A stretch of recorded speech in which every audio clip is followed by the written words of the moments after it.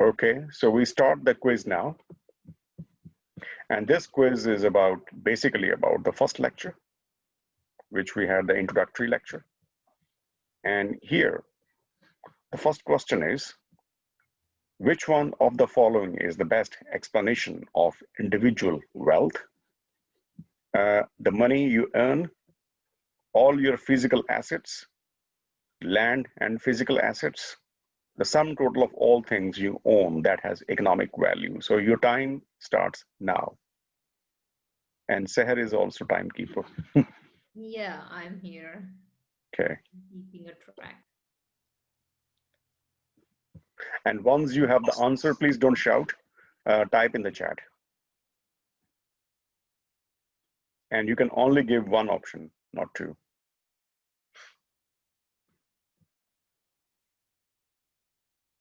The one who gives two options or three options or four options will be negatively marked. I want to say something. Mhm. Like everybody is writing to everyone. Kindly specify me, because if you will Yeah, write for yeah, the yeah, yeah. everyone, That's good. they will That's good. look at your answer and they can reply. Yeah, they can copy the answer. So reply to Seher only. Yeah. So for the next In, questions, be for me only. yeah. In the chat, there is an option. You want to send the message to everybody or to the particular person. So please send it to Seher. So Seher, what is the situation here for the first question? They are brilliant. Everyone is absolutely right. There is 100% result here. Okay. So in that case, can you give me the right answer then? Yeah, it's the fourth one. The sum total of all things you own that has economic value. Okay, now I want to ask, one of you can answer. Why the fourth answer is the right answer?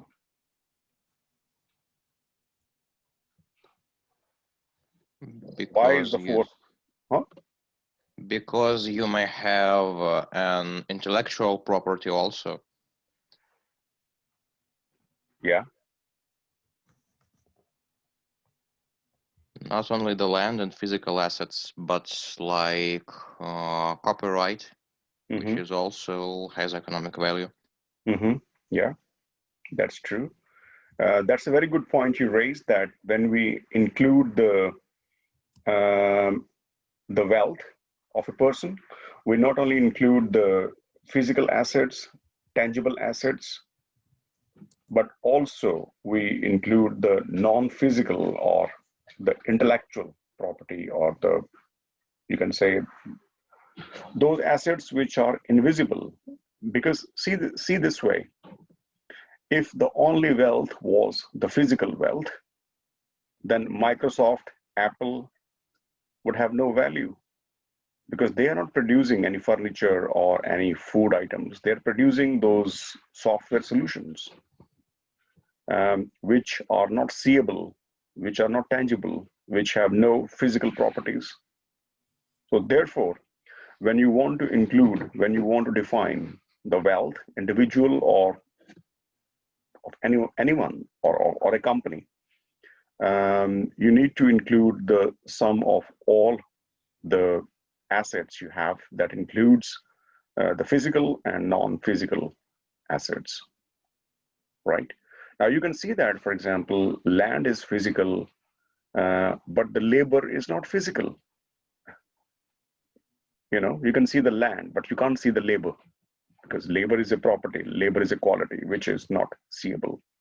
And one more feature which comes in this right answer is that it must have an economic value.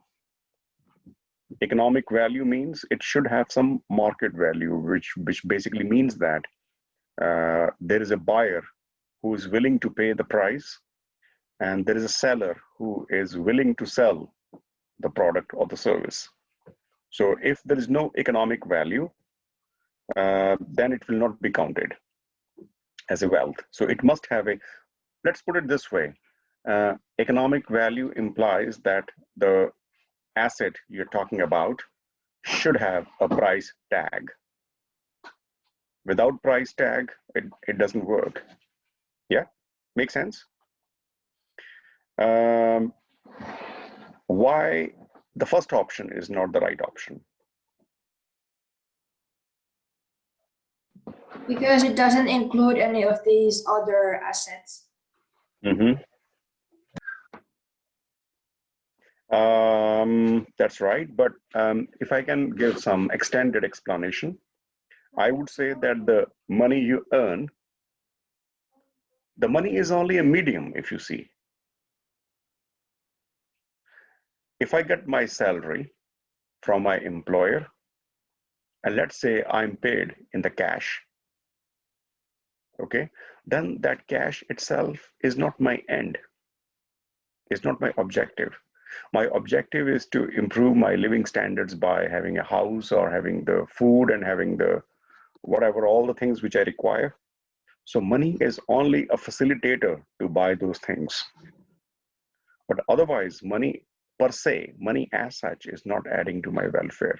So money is not an end, but money is only a mean to achieve those things which I'm aspiring to get. Okay.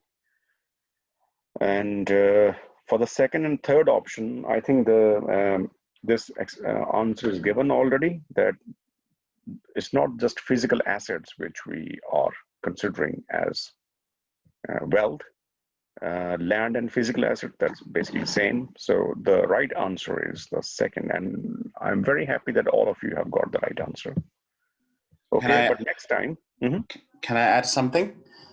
I just wanted to add on the money part that money is really bad evaluator on the individual wealth also, because the money is quite vulnerable. So you might have loads of money, but on which currency, and it might be the value of the money might be going down also. So it really doesn't give any kind of a sense how wealthy you are. You might be having really much money, but who knows in what currency. So yeah, I mean, even if I think we had some discussion about it in our first meeting, that the value of money depends upon several factors, and the value of money largely depends upon the supply of money. And like the value of money fluctuates, the value of the wealth also fluctuates. So the fluctuation may not be 1 point, because we often say that the price of food is fluctuating. Many people complain these days that the stores are charging more price for food items because of this ongoing COVID-19 situation. Many people complain that the food is getting expensive and all the essential things. So that also fluctuates. That may have nothing to do with the money supply or the money value. But definitely the price of the commodities can also have an impact on the value of the money. Now, for example, let's say that we are buying a bread, and the average price of the bread in Uvascula is 2 euros, just imagine. And all the bread is coming from Tampere, let's assume it. And because of any transportation problems or because of any other reason, there is no supply of breads coming to Uvascula, let's assume. So what will happen? The supply of money has not changed. The Ministry of Finance in Finland is keeping the same supply of money, but we will see that the bread would become expensive in stores in Uvascula. Okay, so in that case, the value of the commodity can also fluctuate. But yes, you're right that the value of money is fluctuating because of many reasons. As a matter of fact, I can show you. Why not give you an example? Wait a sec. The question is that because I've zoomed in and there's hardly any space in my. Okay, so wait a sec. I show you something. If you want to see the point,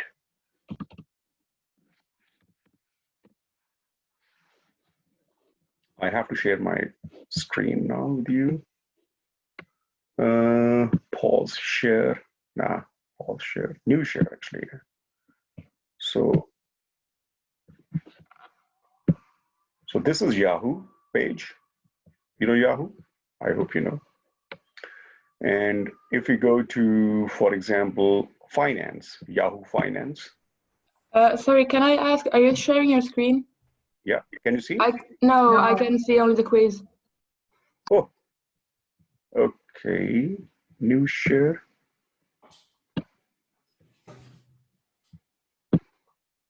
Thanks for that. Can you see now? No. No, still no. No. Okay. That's bizarre. What about now? Yeah. Still Yes. not? Yes, yes. Now So we you can. can see now. Yes.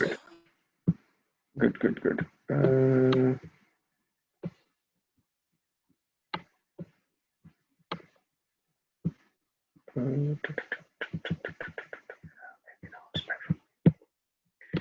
Right.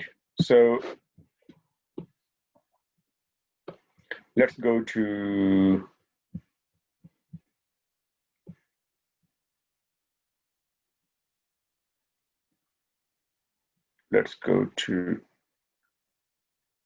there we go. Let's go to euro versus US dollar. And you can see that yesterday, in one day,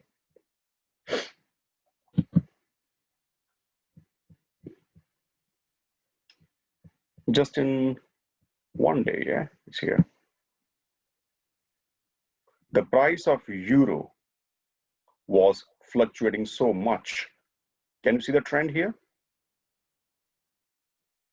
So for example, it says that yesterday, 14th of September, the market opened at 1 point something, and the price went as high as 1.869.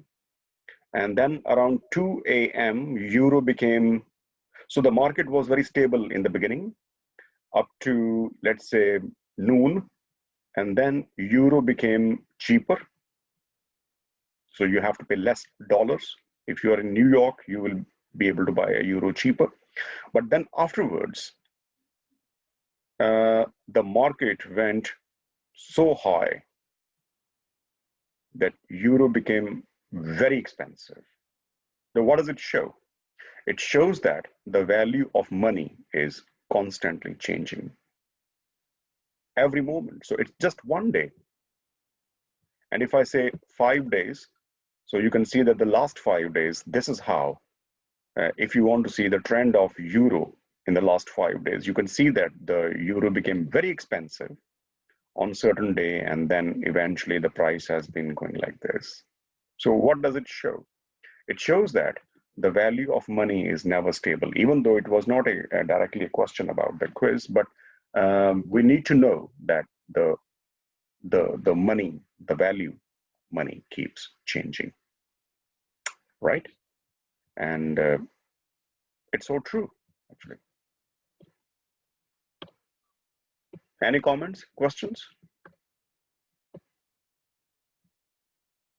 By the way, this Yahoo Finance is a wonderful page. If you are a beginner and you have some interest in the business and economics movements, how the markets fluctuate, then it's a very good page. I strongly recommend you to visit it. Just go to Yahoo page and click finance, and you can have a lot of statistics, basically, which can help you to understand the market behavior. Right. So we go back to our lovely quiz, which is here. Okay, so now onwards, as we agreed that you will be sending your response to Seher only. Okay. Question 2.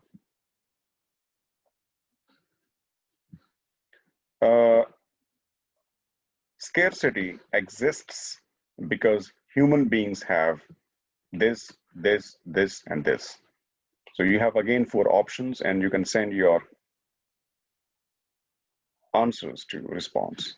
You can send your responses to Seher. Sorry, I'm fumbling. Maybe I'm lacking caffeine in my head.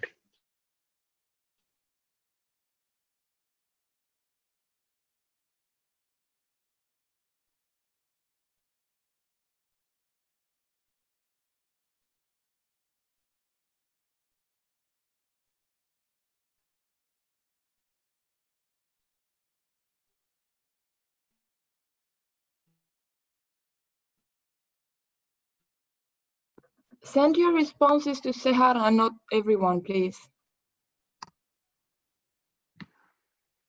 Send your responses to Seher. Only Seher. She's the boss. Yes, and I hope most of the students following the instructions. There are only one or two Good. students who send to everyone.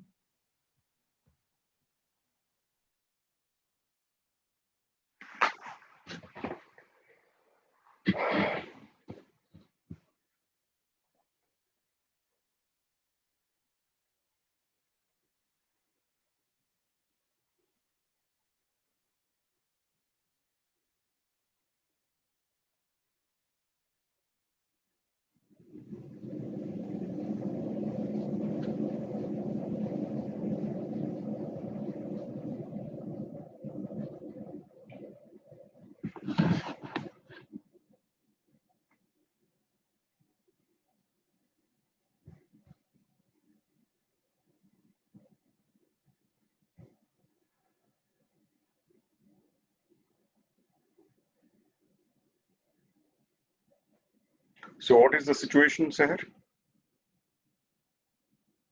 Most of the students are right.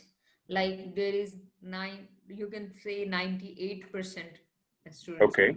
There are only one or two students who gave the wrong answer. So first of all, you can declare the right answer, which is It's the one, limited resources and unlimited wants and needs. okay.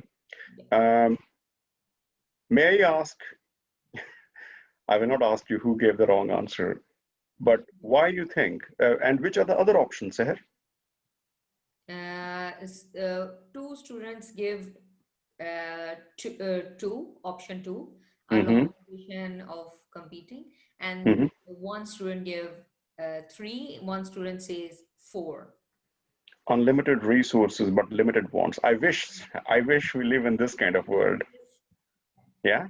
Ideal one. Yeah, that you just have just order, just with the wink of eye, you can have the rivers of milk and honey and whatnot. Well, I can only say milk and honey because I can't use some other words to replace milk and honey right in the morning.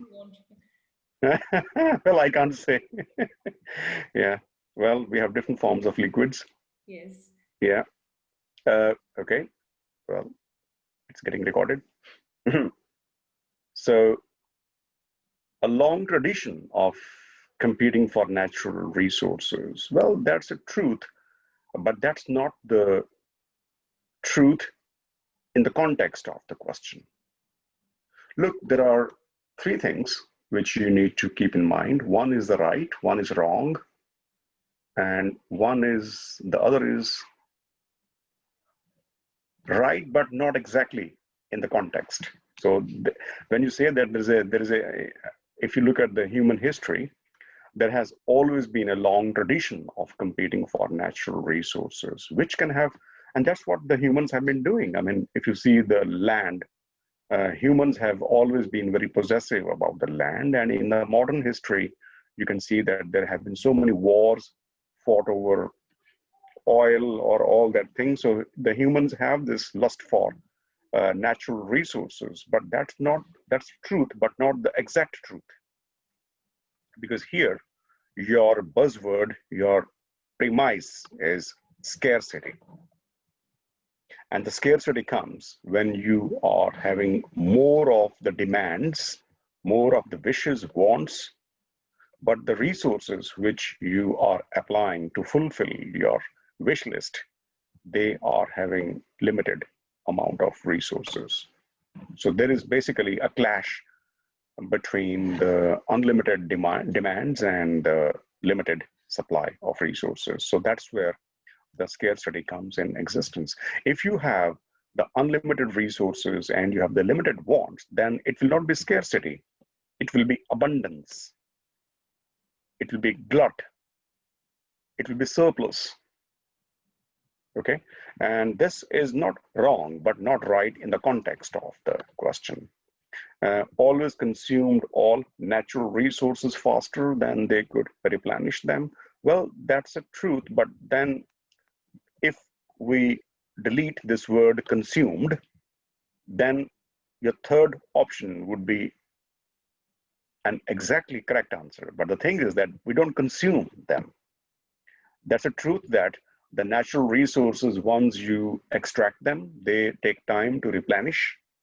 But it's not just that we consume all of them. So the natural resources, they replenish themselves at a slower pace anyways. Okay? So then the most appropriate answer seems to be the first one, that there are limited resources and unlimited wants and needs. Okay? So maybe sometime it happened that the different options, their wording is quite similar. And you want to be very quick to answer, and then you can you know that this is not true, but because you are very keen to answer, so maybe you misunderstood the context. Okay. So take your time. I'm giving you 1 minute to answer, which is plenty.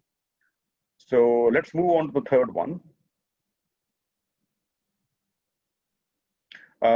Using resources more efficiently increases productivity, capital, income, investment. And here we go. It's possible answer all of them. No.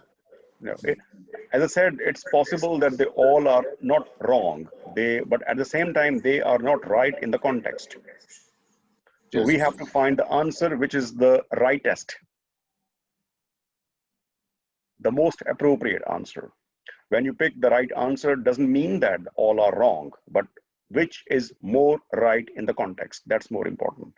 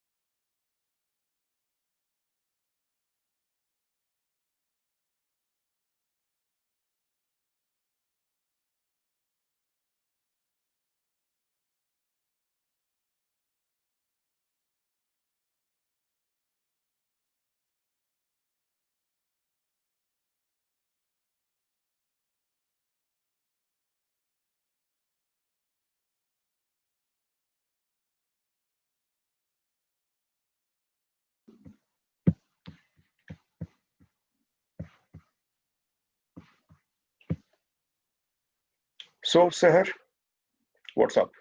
Yes, this time also very good responses from the students. Like 4 students said that it's number 4. Mm-hmm. 5 students said that it's number 3. Two Mm-hmm. students said that it's number 2. But most Mm-hmm. of them said that it's number 1. Okay. Yeah. So do we agree that productivity is the right answer? Yes, definitely. Okay.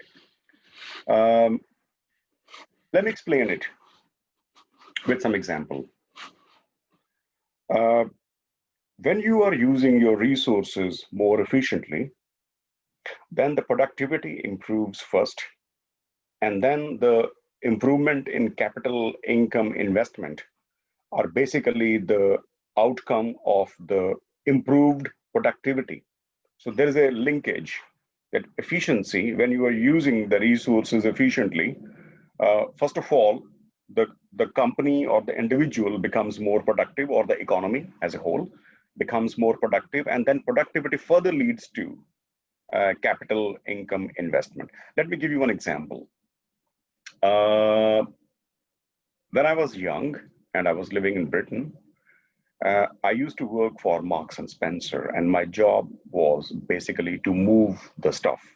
So, for example, in the evenings when the delivery of the new products will come, more quantity will come from Glasgow. My job was to move the stuff in the section, menswear section.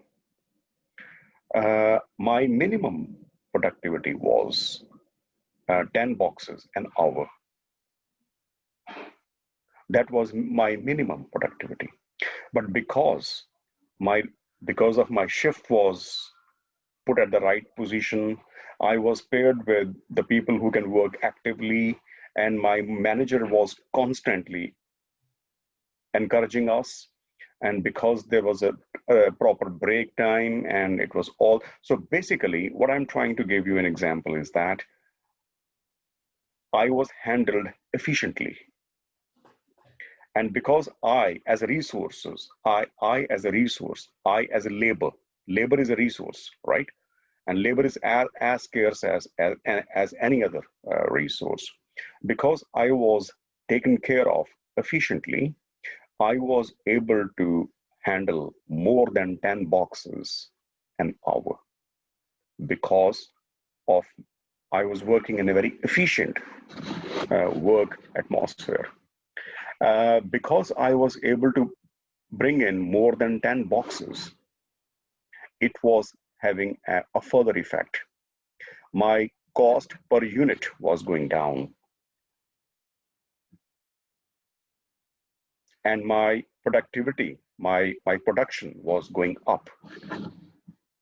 So on the one hand, I was able to do more and better job, and on the other hand, my cost of employment was going down, because the wages which I was getting, I was returning to the company far more than what I was getting, because I was handled efficiently.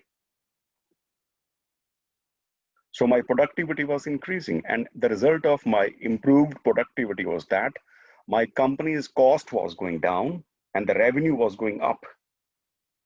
Why revenue was going up? Because if the company's cost of production goes down, then they are able to charge lesser price from the customer for the same quality or even for the better quality.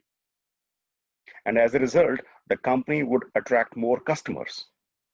And when more customers come, the company's income will go up. And when the company's income will go up, the company would able to save more money at the end of the year. And when the company is able to save more money, they are able to invest more on the machinery, on the research and development, on the employment of more people.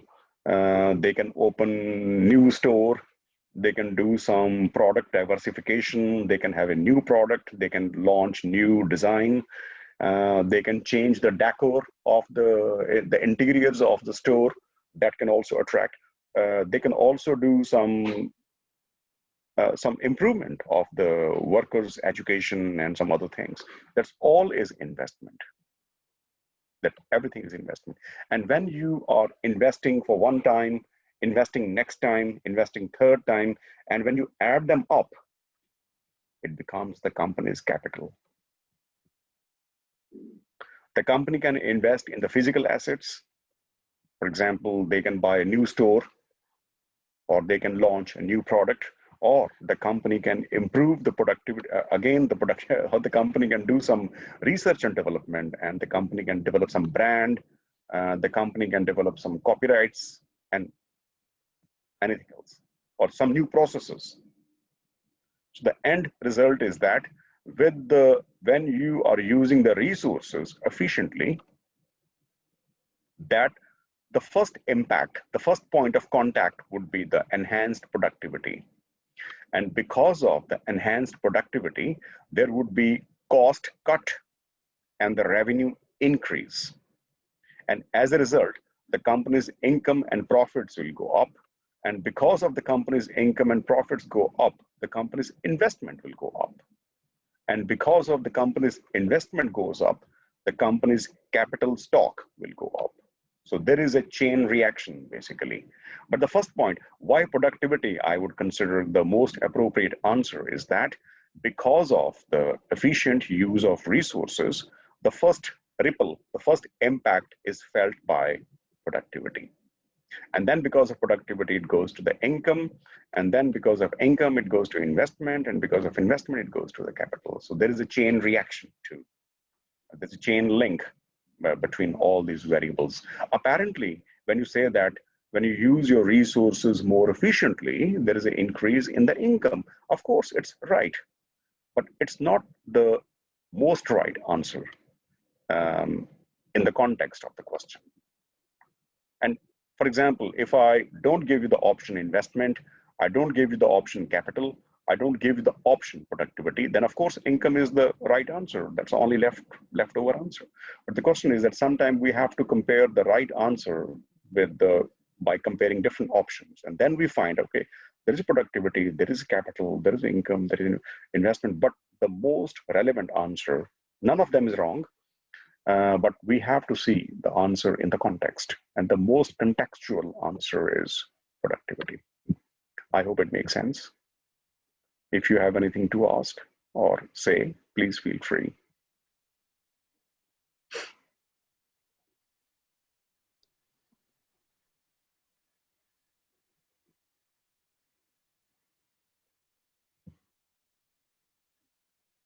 Productivity basically is that you are able to produce more, better, and at the same time, the lower cost. So you are able to deliver the results. Like for example, in 1 hour, there's one group of students, when they do the group assignment, they take 5 hours to complete it. But the second group is doing it in 2 hours, but not compromising the quality of the assignment. So it means that the one who does in 2 hours is able to produce, is having higher productivity than the first one, given the quality of the product and service. That should not be compromised.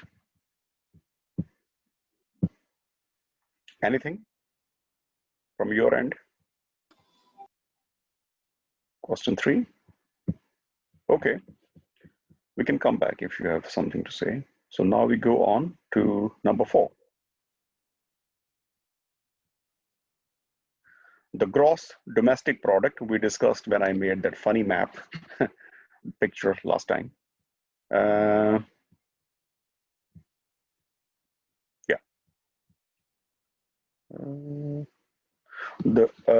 gross domestic product, GDP, refers to the total monetary value of goods and services produced in a country in 1 year. Right, wrong, true, false.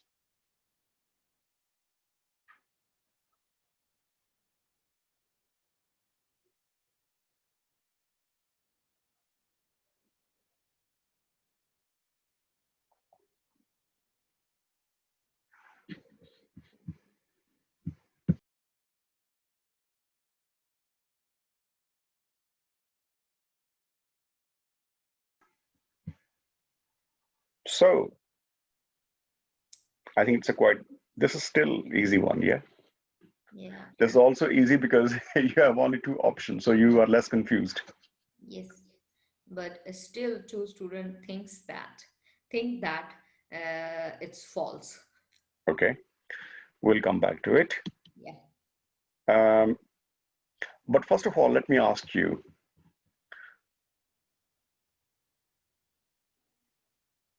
you know the gross domestic product, Yes. but we also have a one more term called gross national product, GNP. So Yes. what is the difference between the two? Can Um, somebody, can I answer? yeah, go ahead. Yeah. Gross domestic product isn't it like in like a certain region, but the Mm-hmm. national product is like counting in all the factories that are somewhere far away and labor and everything. Yeah, that's true. The key word is domestic. And as you said that, very rightly you said that in the gross domestic product, the base, the premise is the domestic word, which means within the domestic territory of the country, whatever amount of goods and services is produced is included in the word domestic. But the second word, the premise is national.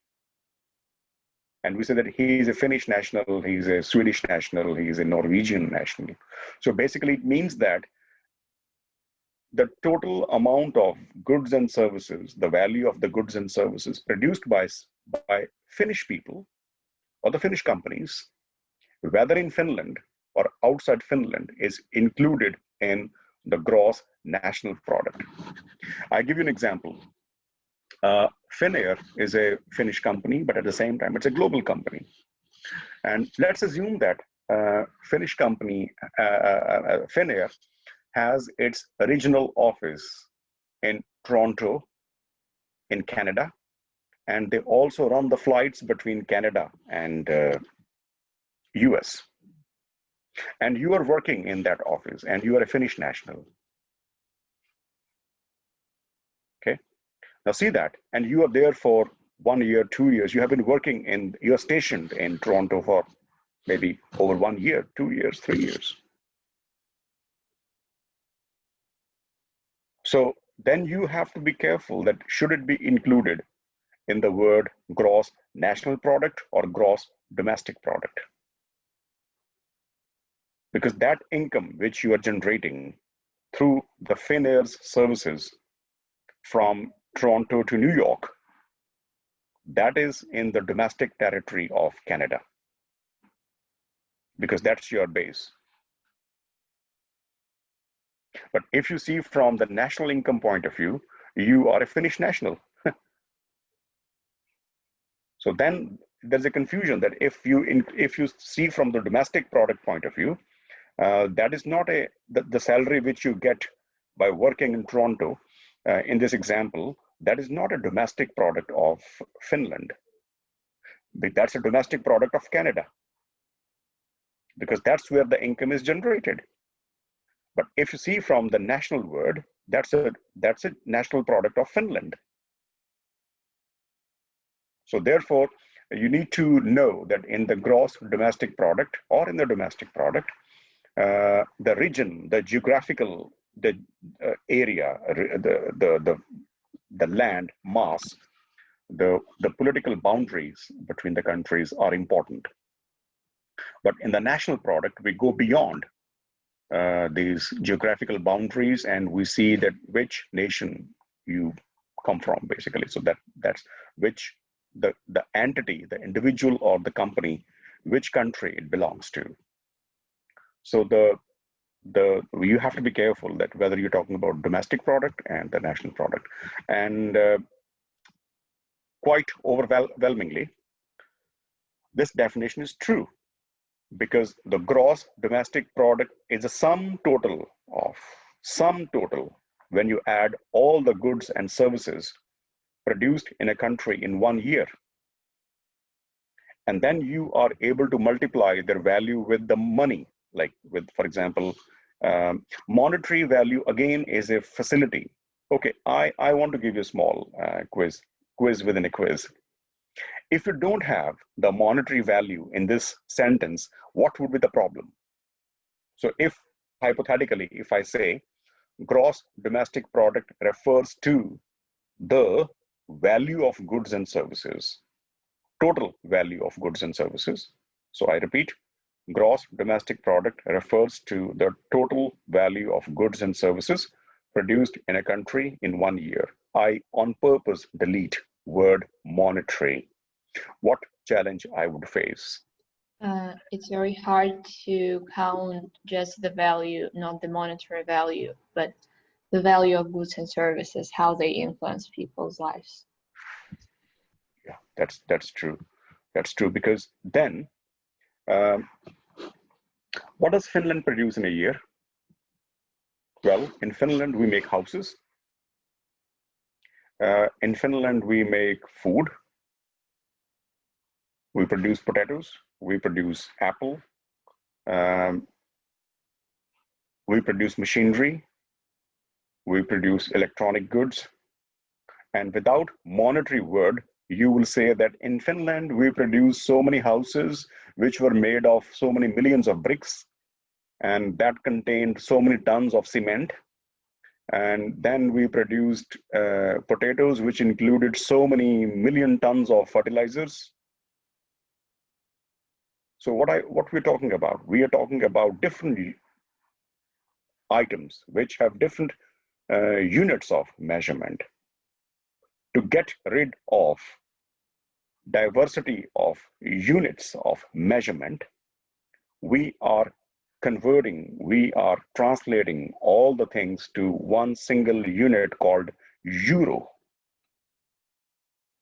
So if there have been 10 million bricks used to make houses in Finland, and the average price of a brick is 2 euros, then we multiply 10 million bricks by 2 euro, and we can see that, okay, 20 million euros worth bricks have been produced in Finland.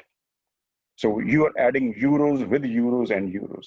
But if there is no word monetary, then you have to add millions of bricks with tons of steel, with gallons of gas, and so on and so forth.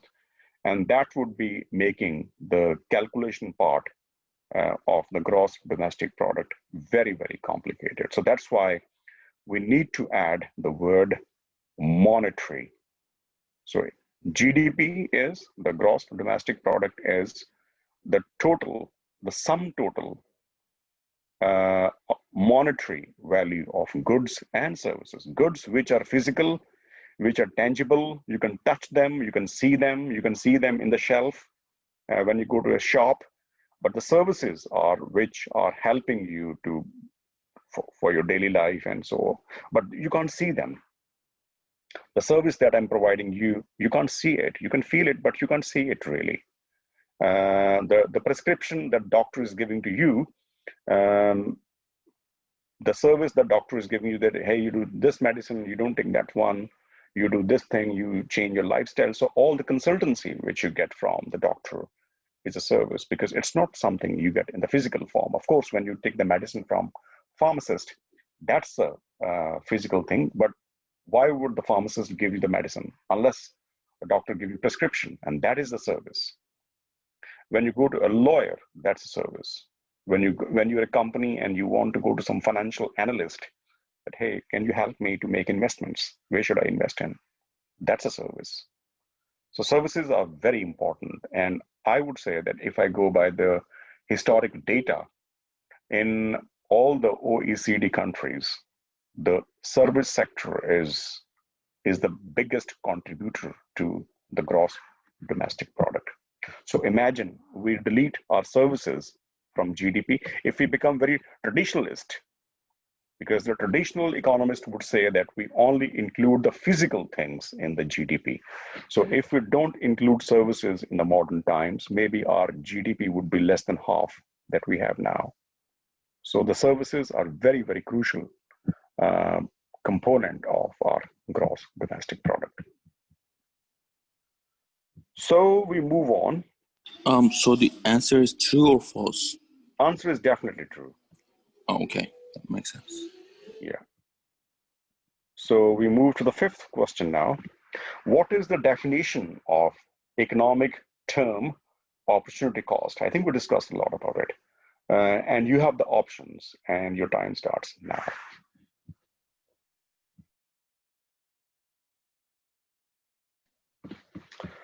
So, what is the verdict, my dear economists?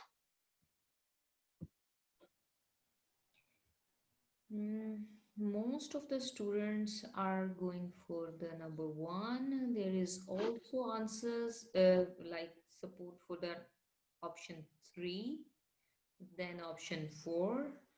I hope I Mm-hmm. don't see any response in Mm-hmm. favor of option 2.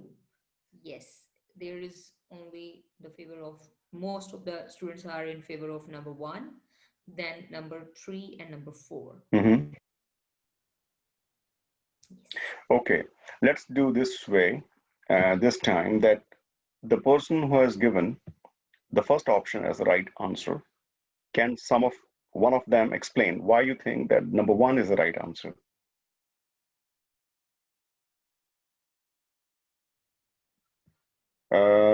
Seher, can you ask directly to the person, anybody who has given the right option number 1?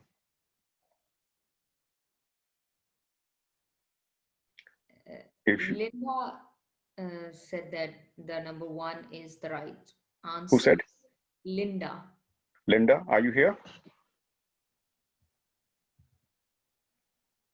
Yes, I'm here. Hi, Linda.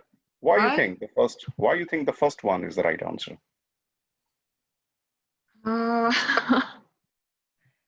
Like you need to sacrifice something to earn something. Mm-hmm. I don't know how to say it better, so. Well, you said it very right. You just have to add some example to what you said. I can answer it if you don't mind. Let Linda think for a sec, and then we can ask somebody else. All right.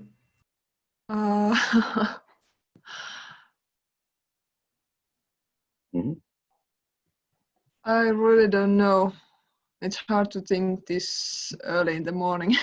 So. Mm-hmm. So think of me, Linda. Hmm? Okay, who said who is the volunteer to answer? I did, Patrick. Okay, you can briefly explain what is that? All right. Well, I think a good example would be something like for example, you go to the store. Let's say you have like €2. You have only €2 of money. So then if you're going to decide between getting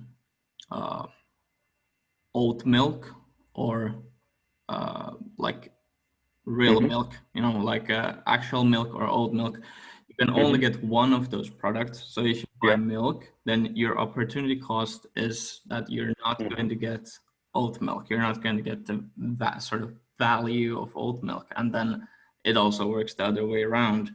Yeah. So you're sacrificing the value very well said. of the next best alternative. Very well said. Yeah, very well said. And I think the way you explained it, it can be very much related to the previous questions that we have discussed in the quiz, that maybe you want to have this oat milk and this poultry, this dairy milk. You want to have the dairy milk and the poultry milk because you like them both. So wants are relatively unlimited. I mean, more. Let's not call it unlimited, but more. But you have the limited resources, so that you have only enough money to buy only one of them. So what you do, you only buy one, and then you have to do this kind of mental mapping or this exercise in the head, that what to pick and what not to pick. So then when you decide to pick up the dairy milk instead of the oat milk, then what you do? Then you obviously give up the choice, as Linda said, that you give up something, you sacrifice something. So to get the dairy milk, your sacrifice is the oat milk. It means that you have sacrificed oat milk in favor of the dairy milk. Hence, the opportunity cost of having the dairy milk unit is the amount of oat milk which you give up to fulfill your best alternative. And it means that the oat milk which you give up is basically your next best alternative. So that is something. So when you talk about the opportunity cost, you need to think about the next best alternative, what you give up. Well, I can give you one more example. but Maybe I'll listen. Yeah. sorry, I did interrupt you, I guess. So in basically, like, Sorry, once you your voice is cutting. I'm not able to hear you. do you hear me now? Can you hear me? Yeah, I can. Yeah. Well, basically, once you make a choice or one thing, you actually give up on the other thing. Every choice we make, we give up on something. That's pretty much an opportunity cost. Yeah, and that is the opportunity cost. Yeah, I would have sleep instead of coming to class. I gave up on sleeping. So. Yeah, that's true. Yeah, so we make sacrifice. Life is full of sacrifice. I can give you one more example. I can give you my own example. Or let's say, because that will, then I will disclose my salary. Let's say there is a person, and that person is getting, hypothetically, 5,000 euros a month for his existing job, the current job. And then this person is getting a job offer to work somewhere else. And that salary is 4,500. And let's assume that the other things are equal. The job is equally pleasant. The work culture is really good. The distance from your home is, so don't go too far. Don't make it too complicated. Everything else is same. Which job you will continue? Where you get more The money. current one. Where you get what? Where you get more money. Where you get more money. Okay. So where you get more money, yeah? Am I right? Yes. Okay. So I repeat, in your current job, you get 5,000 euros, and in the next best alternative, you are getting 4,500. When you compare these two salary offers, or the salary which you can get, is it 5,000 which is making you to continue your present job, or is it the 4,500 which is making you to continue your present job?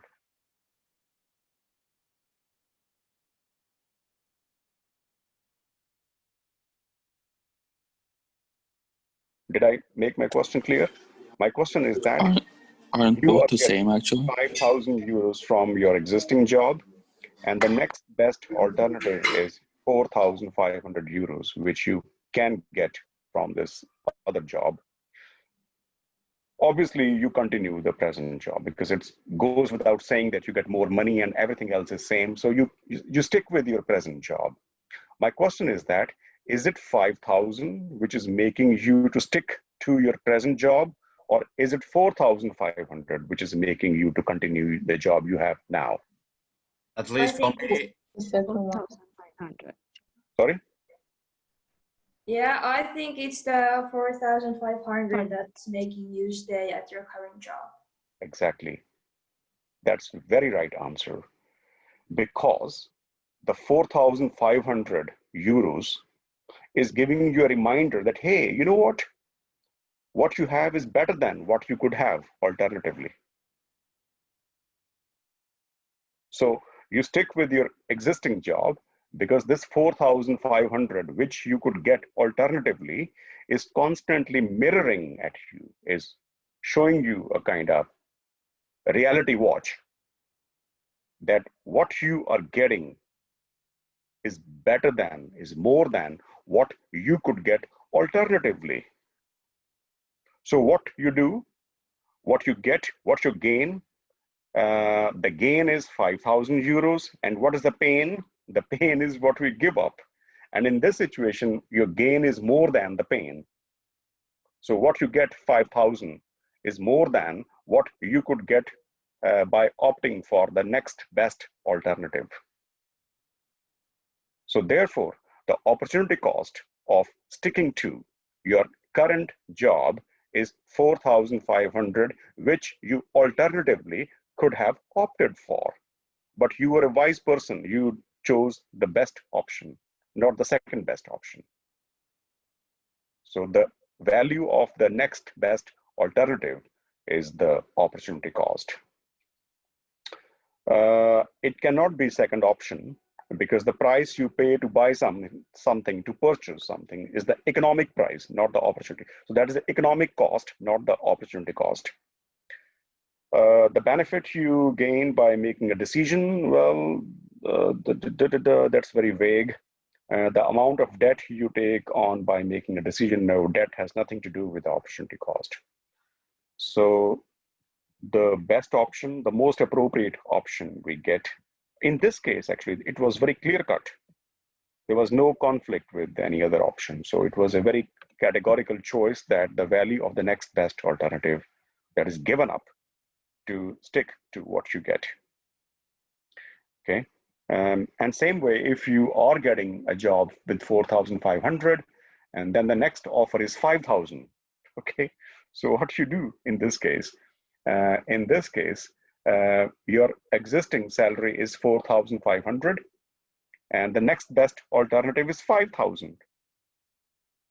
So it means that your opportunity cost is way above what you are getting in the existing job, okay? So it means that you have not opted for the best alternative. It means you have opted for the next best alternative. So it means that you are not making a rational decision for yourself.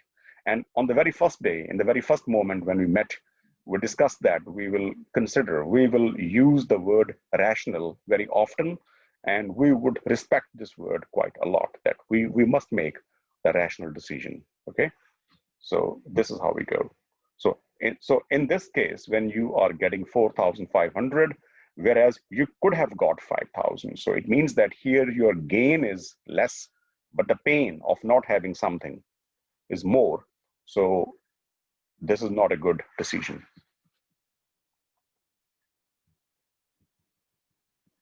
All right, now we go on to the next question. And this is some kind of small example, some real life example, some practical example, if not real life.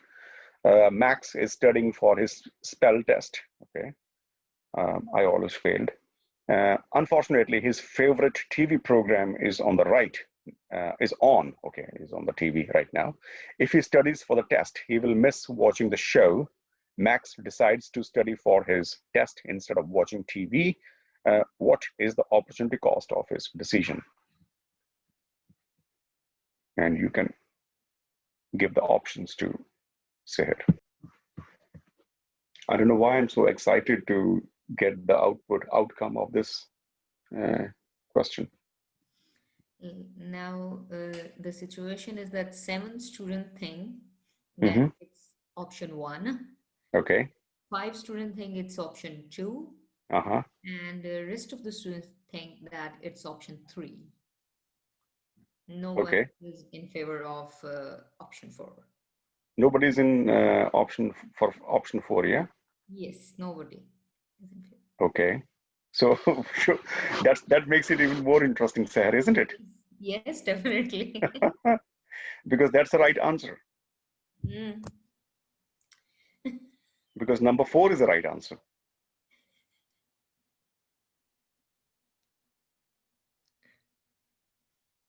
Because Max has an option that Max can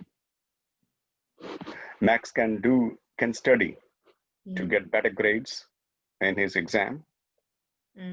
Alternatively, Max could watch TV. But Max chooses to study. It means that the second best alternative, which Max has given up, is the benefit of him spending time with friends at the movie or whatever. I hope, sorry to cut you, but I hope it's 3 because he gave up the Oh yeah, the benefit of enjoying his show. favorite show. Oh yeah, yeah. Sorry. That I didn't read it well because it didn't go to the movie.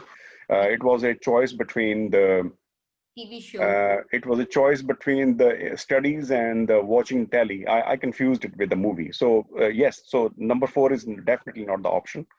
So number I 3 is thought the you're right option. making jokes. I was laughing. Sorry? I thought you're making jokes. Oh no. I do make, but this time I didn't. maybe I became a butt of joke, not making. Yeah. So number 3 is the right answer. And did you say, Seher, that how many people answered it? Majority? Most of the students, because I Number counted 3. that Yeah. those who are in favor of 1, there are 7 students, and Yeah. around 5 students are in favor of option 2, and Mhm. rest of the students are in favor of 3. So Yeah. it means the majority is with the Of right them answer. is number 3. Very well. Very good. Very heartening. Why the first option is not the right option? Because let's compare the previous example I gave you, that you are working somewhere and your current salary is 5,000. And then the second option is that you could get 4,500 euros a month, and everything else is same. So there's no quality of job stuff. I mean, all equally good. Uh, Obviously and wisely, you will stick with your existing job because you get more money from that.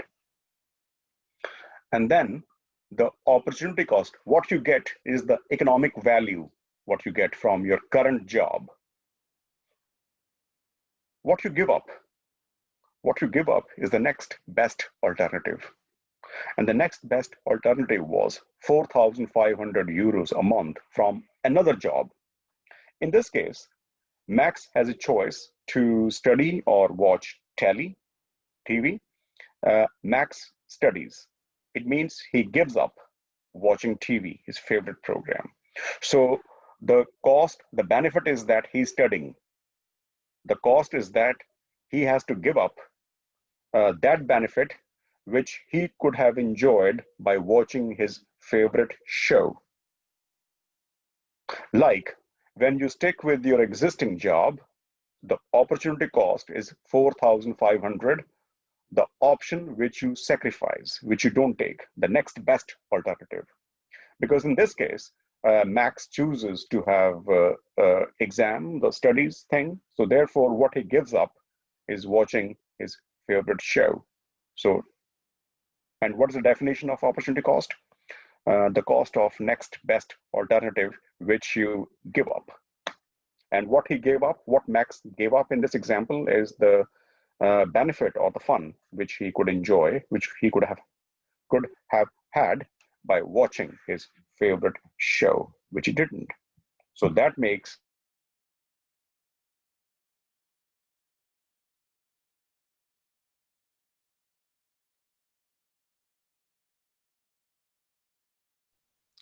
Sorry, I can't hear you. uh, if I give a small tweak, imagine the wording of the question says that Max chooses to. Can you guys hear me? Yes. Okay. Yes. If the statement was Max decides to watch TV and not study. I repeat, if the statement was Max decides to watch TV and not study, then the first would have been the right answer. Because then your next best alternative was studies. But that's not true. Max decides to study. It means he gives up watching his favorite show on TV. So that makes number 3, the right option. Remember, the opportunity cost is not what you are doing or getting. It's the next thing, the second in the hierarchy, in the packing order. So there's a packing order. The one you pick up, the next which you don't pick up is the opportunity cost. Yeah. And by the way, just to add to your vocabulary, the synonym of opportunity cost is also called transfer cost or transfer income or the transfer cost or transfer earnings, whatever you call it. So you can replace the word opportunity with transfer. Even though most of the textbooks and literature is using this word, I rarely see the transfer cost, but just in case. Okay. Sham, Hiya. hello. Yeah. In this scenario, the benefit received from studying for a test is an investment for Max, right? Well, if you can call it investment. Okay. Yeah, because the person is using the resource. Remember, he has 1 hour.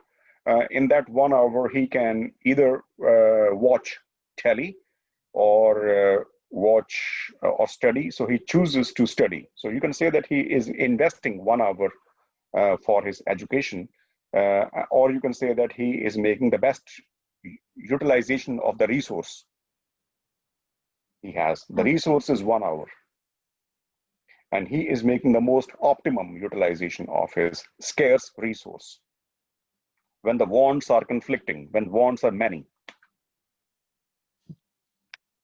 So you are not wrong when you say that he made an investment. And even in the investment, you have the opportunity cost. For example, you are a company, you are a CEO of a company, and you have 1 million euros surplus at the end of the year. You have an option. If you give 1 million to your shareholders, you distribute profits among them, they'll be very happy. They will be say, hey, this CEO is great. He is giving us more share of profits. You can win their faith, confidence, fidelity, whatever you call it. The other option is that you can invest this 1 million euro in the new product, in the new project, so that the company's value increases. So you have an option to satisfy your to satisfy your shareholders now, but not investing in the future. So you are more present oriented than the future oriented. The other option is that you don't give the profits to your shareholders, but rather you are investing this money. I'm using your words. You are investing your money in the project, which will give you the value, the benefits in the future. And let's say you choose to invest in the project. Therefore, the opportunity cost of this project is the 1 million euro, which you decided not to give to the shareholders. So that is also, that can also be studied. Well, this opportunity cost word can be studied in almost every context. Sometimes we are not even conscious or aware that we are using a certain phenomenon in our life. I would say that if you start thinking what you did yesterday or day before yesterday, there'll be many examples when you used the concept of opportunity cost. Maybe you are not aware of, but you used it. So very quickly, we move on to point 7.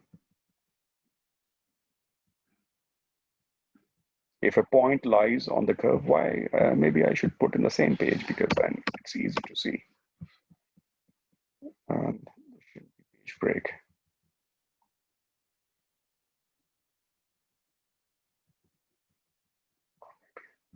Zoom out a little bit. Just a sec. Make it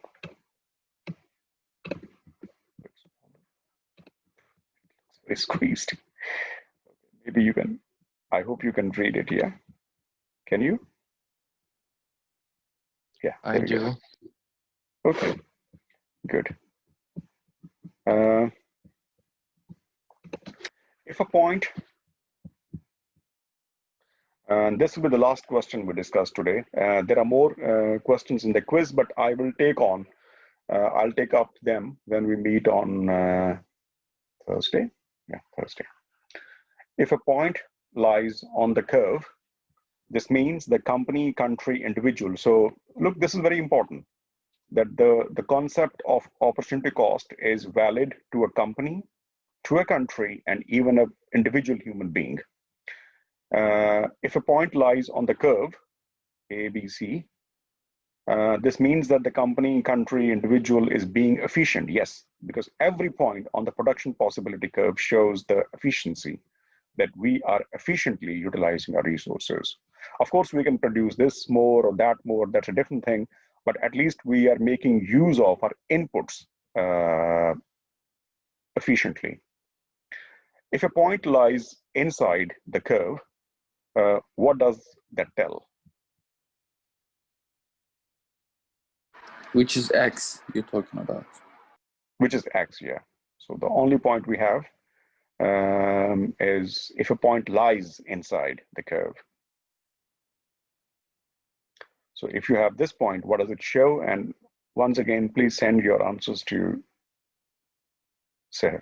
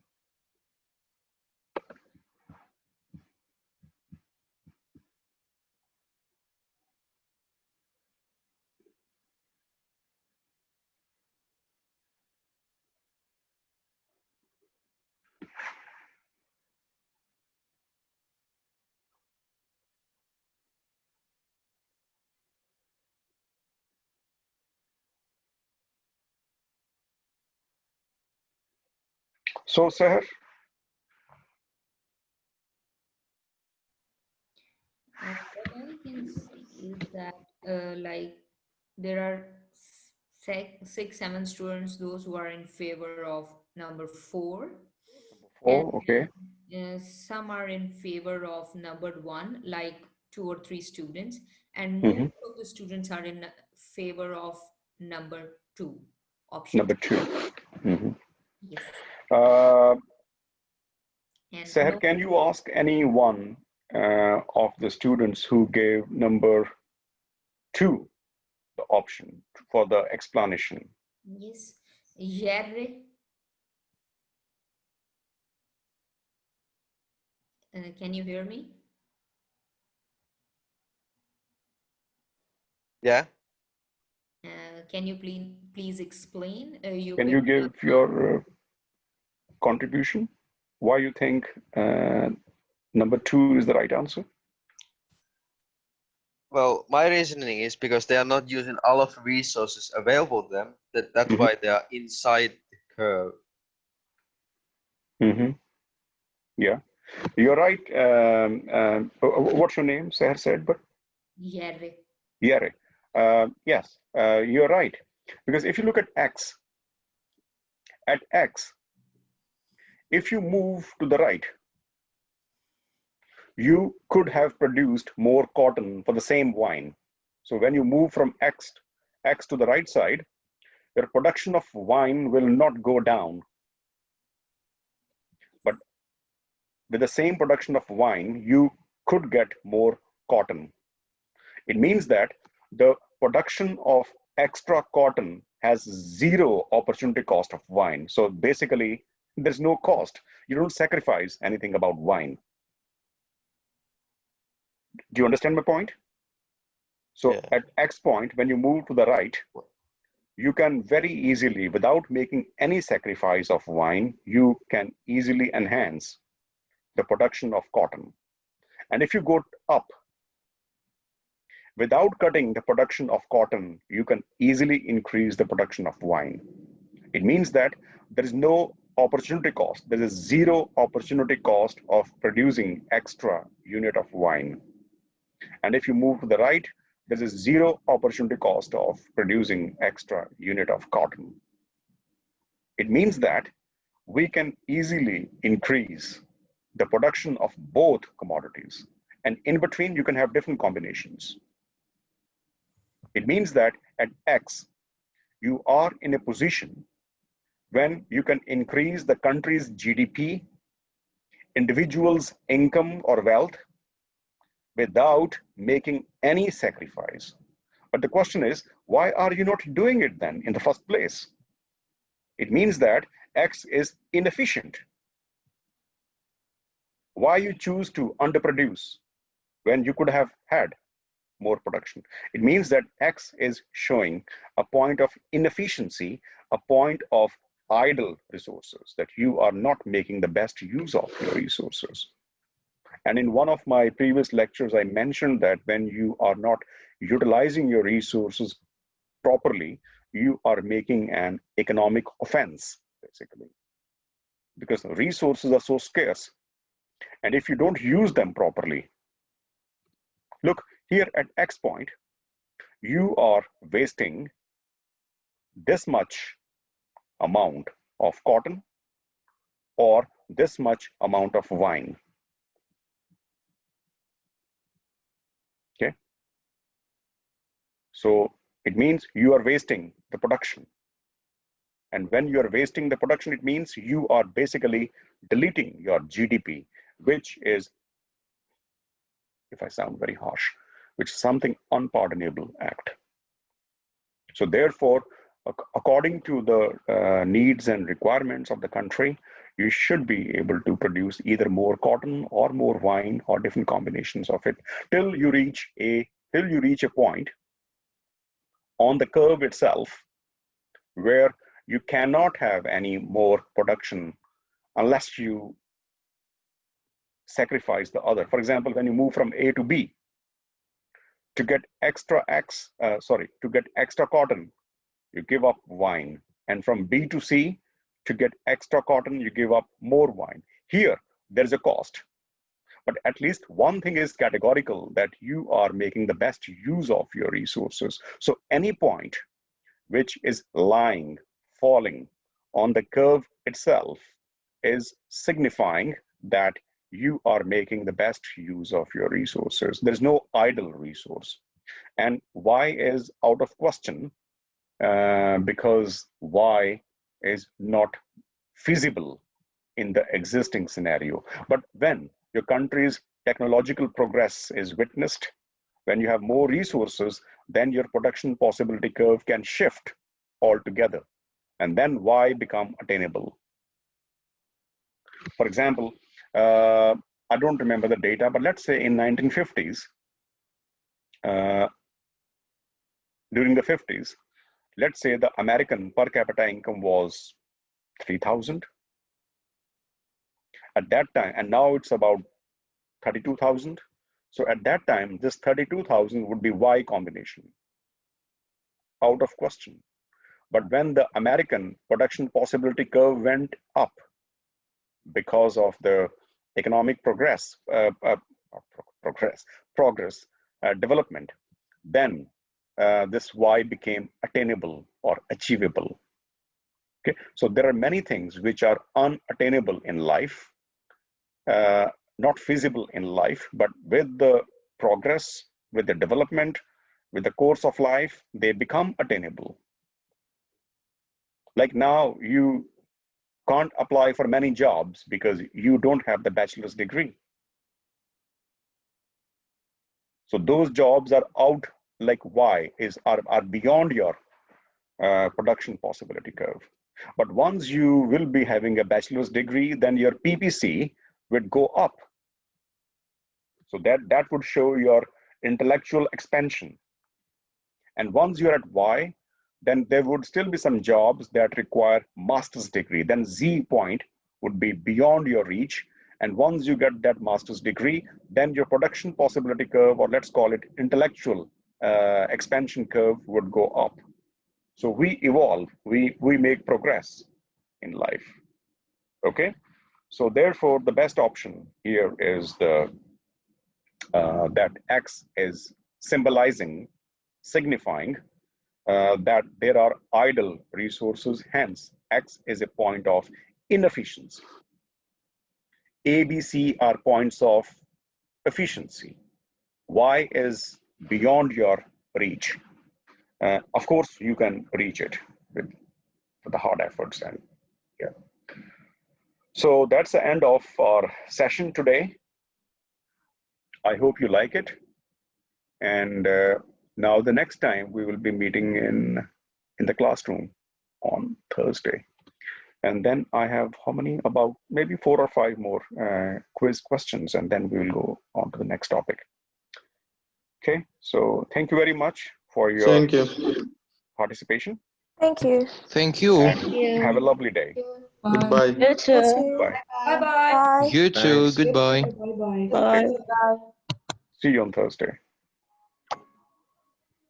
Hi, Mr. Shah.